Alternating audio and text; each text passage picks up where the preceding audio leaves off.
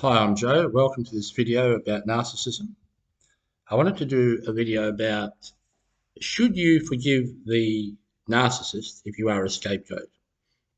There's a lot to say about this issue, but what I will say at the outset is my view is, should you forgive the narcissist if you are a scapegoat? A resounding no. A resounding no. Under no circumstances do you forgive the narcissist. Now, before we can proceed, we need to define what we're trying to find out. What specifically does forgive mean? The word forgive or forgiveness, what do they mean? And I know from a bit of research that there is so much convolution in this issue. People don't really know what they're trying to find out here. What is it that they're trying to uncover? So the first thing we have to do is define the word forgive. And, you look at different posts, and I know in academia that there are different types of forgiveness. Now, I dispute that. I think there's only one word forgive, and we can look at it at a very basic level. And that's what I'll do here. So I come from the background of commerce. I was a real estate agent. I owned my own business. I did the equivalent of 6 years full-time study in real estate. 3 at university, 3 at college. And I did it part-time. So I used to go to night school. I used to work during the day and go to night school for over 10 years. Long days. But anyway, that's an aside. In terms of where I come from, commerce, you might have heard this. The company forgives the debt. Have you ever heard that? One company might owe another company money, or not even a company. Say, for example, one country owes another country money. And it turns out that they either are unwilling or unable to pay this debt. So they can't wipe the creditor, the party that has advanced the money, is not getting the money back. So the creditor, the person who's owed the money, the party that's owed the money, says to the person who owes the money, or the party that owes the money, forget about paying the debt. Just don't pay it. They don't say it that way, but they've come to the realization they're not going to get their money back.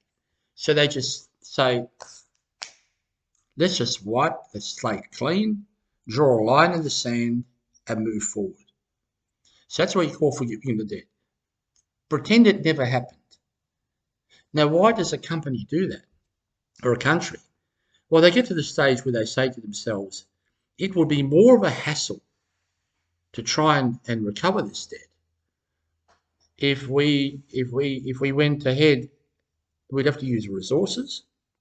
We'd have to time, money, and effort to get the money back. What's the point? Let's just forget about it and use our time and effort and money more productively. So they just wipe the slate clean, pretend it never happened. So that's the definition I'll use here. Now, when somebody does wrongdoing to you, you suffer a loss. You have a liability. You have this debt weighing over your head, which is not being paid. So when somebody does something wrong, they mistreat you, something happens that you suffer a loss, there's a debt that you have. And this other person is a person who's indebted to you. So there's 3 ways that can happen. The first way is innocent. Say, for example, somebody says something to you, does something, but they didn't mean to hurt you. They didn't mean to cause you trouble. They didn't mean to to cause you pain. They did it innocently. You know, they might have said something just off the cuff, not realising that it was going to hurt you. Now, I've even done that in my life. And then after I thought, oh, jeez, I wish I didn't. Oh, silly me. Silly me. I caused that other person trouble. So it happens innocently. You don't mean to, but the other person suffers a loss. So in that situation, the person that suffers a loss when the other person innocently causes you to suffer, should you say, I forgive you? My answer is no. If that person comes to you and apologises and says, look, I'm sorry. Silly me. I feel terrible. I would never say, oh, it's okay. It's okay. Because it's not okay. You've suffered a loss. Whether that person meant to or not, you've suffered a loss. So what I would say here is maybe a way to proceed is, look, it's happened. We can't turn back the clock. Let's just move forward. I'm putting this behind me and moving forward. Because the person who's done it, innocently or not, they have to deal with their emotions. You can't handle their emotions. They've got to handle their own emotions. You're handling the loss you've suffered. Let them handle their emotion. The second way is negligent. Now, negligent means when somebody's just an idiot. They just say things off the cuff. Yeah, they don't give any thought to it. They're just reckless. They're reckless individuals. So they may have said something or done something and it's caused you to suffer. Once again, do you say to that person, oh, I forgive you? The answer, no. Same thing as the first example.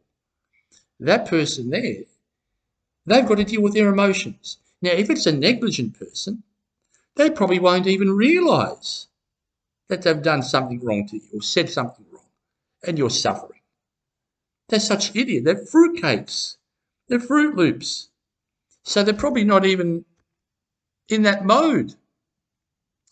But from that point of view, no. Let them handle their life and you've got to deal with your emotions. You've suffered the loss and you've got to sort out yourself with this loss. Now we get to the third one. This is where the narcissist comes in. And this is called fraudulent or deliberate.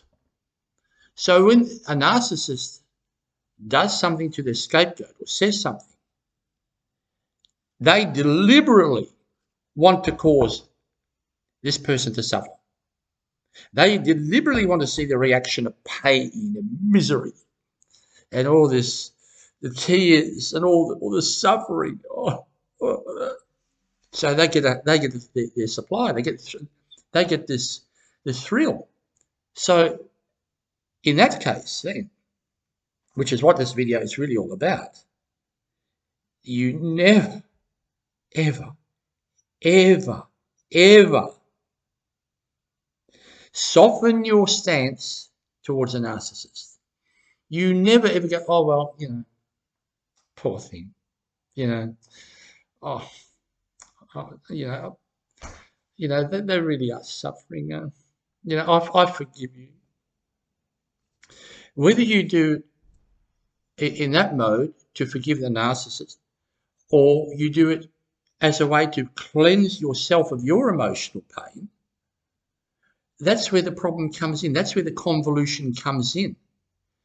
What does the word forgive mean? Are you forgiving the narcissist? Or are you saying, I forgive myself for having been in the presence of this person and suffered a loss at the hands of this person? You see, it's mixed up. It's all over the place. But from the point of view of forgiving the narcissist per se, no way. You never, ever, ever soften your stance to a narcissist. In terms of forgiving yourself, well, I don't think that's the right terminology.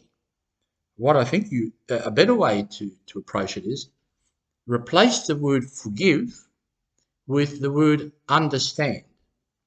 With all the learning you're doing, with all the things that you're picking up, YouTube videos and everything else, with all the experience of having been in the presence of this monster, instead of saying forgive, say, I understand. I understand why they do it. I understand because they're sick. I understand because they are disordered. Not, I forgive you, I forgive them, or I forgive myself. That's a way to purge myself. But I understand. I get it. I know what this thing is all about. So, in summary, however you suffer a loss, the word I forgive you should never come out of your mouth. It should be, it's happened, let's move on. I'll be moving on. If they've done it innocently or negligently, if they've done it fraudulently or deliberately, as a narcissist does, I would recommend don't even use I'm moving on. Just say nothing, because if you do, you'll give them supply, and just say to yourself, I understand. I understand narcissism. They did that. I suffered loss. I understand why they did it. And now I have to fix myself and cure the pain I'm suffering. Okay, well, I'll leave it at that. Thank you for watching, and see you next time. See you later.